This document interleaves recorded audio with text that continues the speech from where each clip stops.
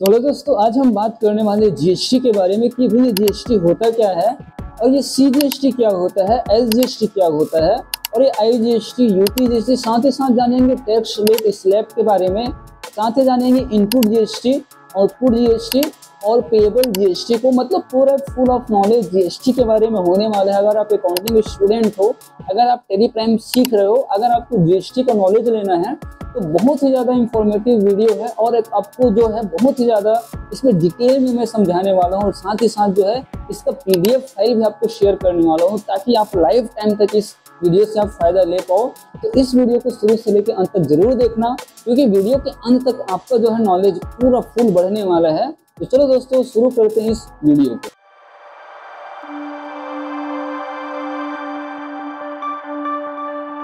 तो सबसे पहले जानते हैं जीएसटी होती क्या है। तो देखो, जीएसटी मतलब होता है गुड्स एंड सर्विसेज टैक्स। एक अप्रत्यक्ष कर है, मतलब इनडायरेक्ट टैक्स है जो इंडिया में जो है वस्तुओं और सेवाओं की आपूर्ति पर लगाया जाता है। आपूर्ति मतलब जब जो उसको बेचा जाएगा वस्तुओं को आगे तो उसके ऊपर लगाया जाएगा, है ना। इससे पहले आप देखिए इनडायरेक्ट टैक्स स्ट्रक्चर क्या था। मैंने बताया कि इनडायरेक्ट टैक्स है तो स्ट्रक्चर क्या था। सेंट्रल गवर्नमेंट, स्टेट टैक्स, दो टैक्स होते थे ना।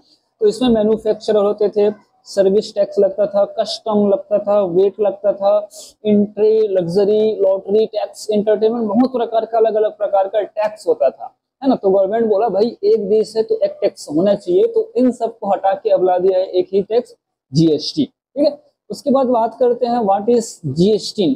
ठीक है, तो जीएसटी मतलब होता है goods and service tax identification number. इसमें कुल आपको जो है 12 अंक देखने को यहाँ पे मिलते हैं, जिसमें शुरू का जो 22 देख रहे हो वो स्टेट कोड होता है। उसके बाद को 10 जो कैरेक्टर होता है वो आपका पिन नंबर होता है। उसके बाद और कुछ कैरेक्टर आप आगे देखने को मिलता है आपको, 3 कैरेक्टर और। उसके बाद जानते हैं जीएसटी के कौन कौन से प्रकार होते हैं। तो पहला होता है सीजीएसटी, दूसरा बोल सकते हैं हम एसजीएसटी, और तीसरा होता है आईजीएसटी, और चौथा होता है यूटीजीएसटी। ठीक है, अब बात करते हैं टैक्स रेट स्लैब की कि कौन सी वस्तु जो है कौन से स्लैब में आते हैं।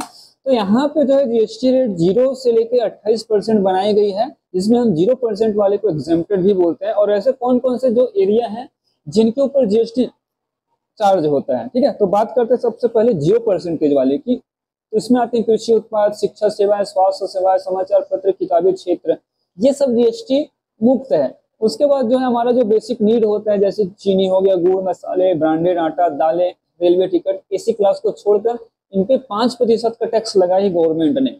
फिर तैयार कपड़े, शैम्पू, डिटर्जेंट, प्लास्टिक और लकड़ी के फर्नीचर, इस पे जो है गवर्नमेंट 12% टैक्स चार्ज करती है। उसके बाद होता है computer, printer, monitor, perfume, makeup सामग्री, इसमें 18% का टैक्स है। उसके बाद आते हैं लग्जरी आइटम, शौकिया चीजें, है ना, एसी, रेफ्रिजरेटर, सिनेमा टिकट। भाई जितना मूवी देखिएगा 28% आप टैक्स देते रहोगे। रेफ्रिजरेटर, आप एसी का हवा खाते हैं, गवर्नमेंट बोलती तुम बेटा हवा खाते रहो और हमको 28% टैक्स देते रहो, है ना। तो ये टैक्स रेट स्लैब है। उसके बाद आगे बढ़ते हैं, जानते हो ये सीजीएसटी किस क्रिया का नाम होता है। ठीक है, बिल्कुल एकदम आसान वीडियो होने वाला है, तुरंत समझ में आने वाला है आपको। तो जानते हैं इसका पूर्ण रूप जो होता है central goods and services tax होता है। ठीक है, केंद्र सरकार द्वारा लगाया जाने वाला कर है ये, और ये जो है एक ही राज्य के भीतर लेन देन पे लगता है। मतलब इसको बोलते हैं इंट्रा स्टेट टैक्स बोल सकते हैं। जब एक ही राज्य के भीतर वस्तुओं की खरीदी बिक्री होगी तो उसके भीतर ये टैक्स लगाया जाता है। जैसे मान के चलो ये सीजी से सीजी, छत्तीसगढ़ से छत्तीसगढ़ में ही दो एक ही राज्य के भीतर यहाँ पे लेन देन हो रहा है, तो ऐसे में सीजीएसटी लगेगा। उसके बाद एसजीएसटी आता है। तो एसजीएसटी क्या है, इसका पूर्ण रूप जो होता है state goods and services tax होता है। यह सरकार द्वारा, मतलब यह राज्य सरकार द्वारा लगाया जाने वाला कर है। ठीक है, उसके बाद जो है यह भी राज्य के भीतर लेन देन पर लगता है, मतलब एक ही राज्य के भीतर हो रही हो लेन देन तब ये टैक्स लगेगा। जैसे फिर से वही है कि छत्तीसगढ़ से छत्तीसगढ़ के भीतर ही अगर कोई वस्तु बेची जा रही होगी तो यहाँ पे एसजीएसटी चार्ज होगा। उसके बाद आईजीएसटी, तो देखो इसका जो फुल फॉर्म होता है वो होता है integrated goods and services tax है। आईजीएसटी वह कर है जो दो राज्यों के बीच वस्तुओं या सेवाओं की खरीद या विदेशों से आयात पर लगाया जाता है। ठीक है, जब भी हम एक राज्य से दूसरे राज्य में जब वस्तु ट्रांसफर करते हैं, मतलब वस्तु को जब बेचते हैं, तब वहां पे हमको आईजीएसटी लगाना पड़ेगा। ठीक है, तो जैसे यहाँ पे दो राज्य, जैसे गुजरात और सीजी, गुजरात छत्तीसगढ़ का आदमी है, गुजरात से वस्तु खरीदने के लिए चला गया तो यहाँ पे आईजीएसटी टैक्स लगेगा। ठीक है, उसके बाद बात करते हैं यूटी जीएसटी क्या होता है। तो इसका पूर्ण रूप होता है union territory goods and services tax.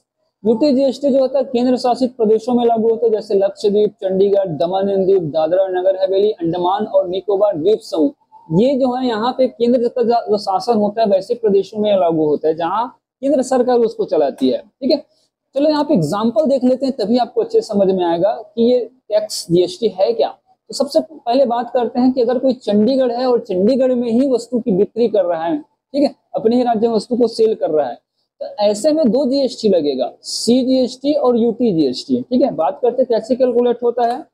तो मान के चलो एक फर्नीचर है जिसकी कीमत 50,000 बिना टैक्स लगा है, ठीक है, और वो बेच रहे हैं किसी व्यक्ति को, तो अंडर जीएसटी रेट जो आता है 12% में आता है। तो भाई आप कैलकुलेट कर लीजिए कि 50,000 का 12% निकाले होता है कितना, 6,000 रुपया होता है ना। अब वहां पे दो टैक्स है, तो यहाँ पे सीजीएसटी 6% 3,000 और यूटी जीएसटी 6% 3,000। अब देखिए 3,000 क्या है, ये 6,000 को मैंने दो टुकड़ों में बांटा हुआ है, मतलब जीएसटी में से बांटना पड़ता है। ठीक है, ये और 6% का मतलब है कि जीएसटी का रेट जो है 12 है ना, तो दो वहां पे टैक्स लगने वाले, इसलिए 6% होगा। ठीक है, उसके बाद कीमत कितनी हो जाएगी, टोटल 56,000 रुपए फर्नीचर की कीमत हो जाएगी। तो यहाँ पे देखिए सीजीएसटी जाएगा 3,000 चंडीगढ़ के पास जाएगा, और दूसरा यूटी जीएसटी 3,000 जो है वो सेंट्रल गवर्नमेंट के पास जाएगा। उसके बाद देखते हैं एक और एग्जांपल, अगर चंडीगढ़ से दमन एंड दीव में जो है अगर वस्तु की बिक्री की जा रही होगी, है ना, तो भाई केंद्र शासित प्रदेश तो है लेकिन अलग अलग प्रदेश है ना, अलग अलग जगह यहाँ पे हो रहा है ट्रांजेक्शन, तो यहाँ पे लगेगा आईजीएसटी। ठीक है, जैसे मान के चलो कंप्यूटर बिक रहा है, चंडीगढ़ वाला कंप्यूटर बेच रहा है और दमन एंड दीव वाला कंप्यूटर खरीद रहा है, तो कंप्यूटर की कीमत 20,000 बिना जीएसटी लगाए, तो जीएसटी रेट कितना 18% में आता है ये। ठीक है, उसके बाद अगर 20,000 का 18% निकालेंगे तो होता है 3,600 रुपया।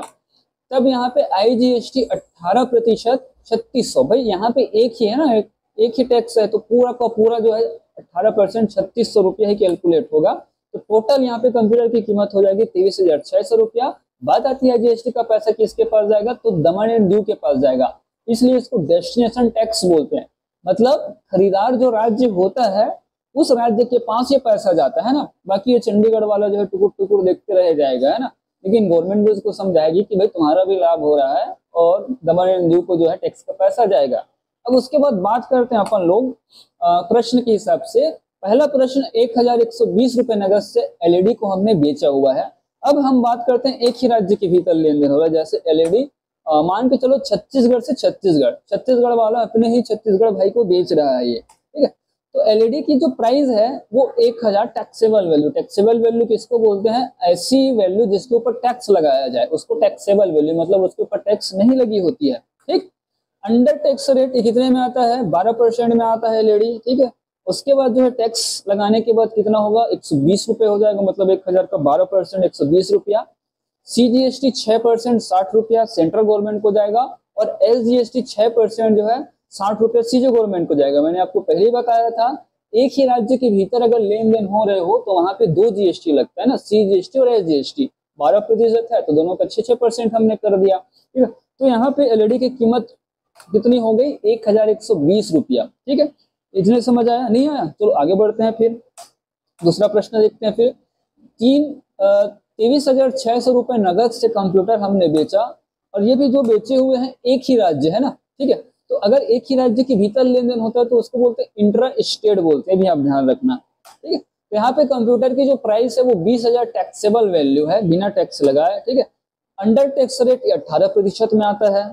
18% कैलकुलेट कर लीजिए, होता है कितना, 3,600 रुपए हुआ। तो सीजीएसटी 9% कितना हुआ, 1,800 रुपए सेंट्रल गवर्नमेंट को जाएगा, और एसजीएसटी 9% 18% छत्तीसगढ़ गवर्नमेंट को जाएगा। इस प्रकार टोटल कीमत इसकी हो जाएगी कितना, 23,600 रुपए। अब तो समझ में आया ना। ठीक है, आगे बढ़ते हैं, तीसरा प्रश्न भी देख लेते हैं। 64,000 रुपए नगद से एसी बेचा, अब ये क्या होता है। ठीक है, तो मान के चलो यहाँ पे गुजरात से सीजी के बीच जो है, छत्तीसगढ़ के बीच जो है ट्रांजेक्शन हो रहा है, तब ऐसे में एसी का प्राइस जो है 50,000 रुपए, जो कि टैक्सेबल वैल्यू बिना टैक्स लगाए। अब ये आता है कितने परसेंट में, 28% में। गवर्नमेंट बोलेगी 28% का टैक्स दो, आप एसी का हवा लो। ठीक, उसके बाद टैक्स कितना हो जाएगा, 14,000 रुपये हो जाएगा। तो आईजीएसटी का जो पूरा का पूरा 28% है 14,000, वो सेंट्रल गवर्नमेंट के पास जाएगा। ठीक है, उसके बाद जो है इसकी टोटल कीमत हो जाएगी 64,000। और यहाँ पे जो बात आती है कि यहाँ पे जो 14,000 रुपया जो है वो छत्तीसगढ़ सरकार के पास चला जाएगा, इसलिए उसको डेस्टिनेशन टैक्स बोला जाता है। ध्यान दीजिए, IGST का जो पैसा होता है वो डेस्टिनेशन टैक्स कहलाता है, मतलब खरीदार जो राज्य होता है ना उसके पास ये पैसा जाता है। यहाँ तक आपको समझ में आया, सीख लिए। अभी आगे और बाकी है, बने रहिए हमारे चैनल पे। ठीक है, आगे बात करते हैं भैया इनपुट GST क्या होता है। तो इसका मतलब है यह वह GST है जो आपने अपने व्यापार के लिए सामान या सेवाएं खरीदते समय चुकाया है, इसे इनपुट टैक्स क्रेडिट भी कहा जाता है। समझ में आया, जब आप वस्तु खरीदते हो उसके बदले उसी समय जो है आप GST का पैसा देते हो ना, उसको बोलते हैं इनपुट GST। जैसे आपने कोई गुड्स खरीदा जिसकी कीमत है 1,00,000 रुपए, ठीक है, बिना GST लगाए, ये आता है 18% में, तो 1,00,000 का 18%, 18,000 रुपया हो गया। अब आपने उसको टोटल कितना पे किया, 1,18,000 रुपए पे किया, तो यहाँ पे आपने इनपुट GST पे की 18,000 रुपए आपने पे की। समझ में आया। आगे बढ़ते हैं आउटपुट GST, क्योंकि ये क्या होता है, यह वह GST है जो आप अपने ग्राहकों से वसूलते हैं जब अपने उत्पादों या सेवाओं को बेचते हैं। तो बेचने के दौरान जो GST आप वसूलते हैं ना उसको आउटपुट GST बोलते हैं। ठीक, जैसे गुड्स आप जो बेच रहे हो वो 1,50,000 रुपए में बेच रहे हो बिना टैक्स लगाए, और इसके ऊपर 18% आप टैक्स लगाते हो, तो 27,000 इसका टैक्स का रेट आ गया। ठीक है, उसके बाद टोटल जो वैल्यू हो गई वो कितना हो गया, टैक्स लगाने के बाद 1,77,000 रुपया। आपने ग्राहक से कितना वसूला, आउटपुट GST 27,000 रुपया आपने GST वसूला, इसी को बोलते हैं क्या, आउटपुट GST। तो भाई आपको देना कितना फिर गवर्नमेंट को, खरीदते समय आपने 18,000 पे कर दिया और बेचते समय आपने 27,000 वसूला है, तो क्या इसको भी गवर्नमेंट को दे देंगे, आप कुछ कमाएंगे नहीं, ऐसा नहीं होता है। आगे जानिए पेएबल GST क्या होता है ना, कैसे हमको टैक्स का पैसा कैलकुलेट करना होता है। तो यहाँ पे देखिए output GST minus input GST, formula याद रखिएगा, output GST minus input GST। अब आउटपुट GST क्या था प्रश्न के हिसाब से मेरा 27,000 रुपया, और इनपुट GST क्या था 18,000 रुपया। तो यहाँ पे आ गया 9,000 रुपया, दोनों को घटाएंगे तो ये हमारा पेएबल GST है जो कि हमको गवर्नमेंट को पे करना है ना। तो आपको इस प्रकार से 9,000 रुपया ही इस प्रश्न के हिसाब से गवर्नमेंट को पे करना पड़ेगा। ठीक है, उम्मीद करता हूँ दोस्तों ये वीडियो आपको अच्छे से समझ में आया होगा। अगर नहीं समझ में आया होगा तो नीचे कमेंट जरूर कीजिए, मैं इसका नेक्स्ट पार्ट जरूर बनाने की कोशिश करूंगा। अगर समझ में आया होगा तो लाइक जरूर कीजिए और हमारे चैनल को जरूर सब्सक्राइब कीजिए, क्योंकि हम ऐसे जो है लगातार वीडियोस अपने चैनल पे डालते हैं जिससे आपका टैली का नॉलेज और अकाउंटिंग का नॉलेज बढ़ता रहता है। साथ ही साथ मैंने जो है एक सीरीज चालू की हुई है, ग्रुप 28 ग्रुप को पढ़ाने वाला हूँ। ठीक है, तो उसके लिए हमारे चैनल को जरूर सब्सक्राइब करके रखिए और दोस्तों के साथ अपने जरूर शेयर कीजिए इस वीडियो को।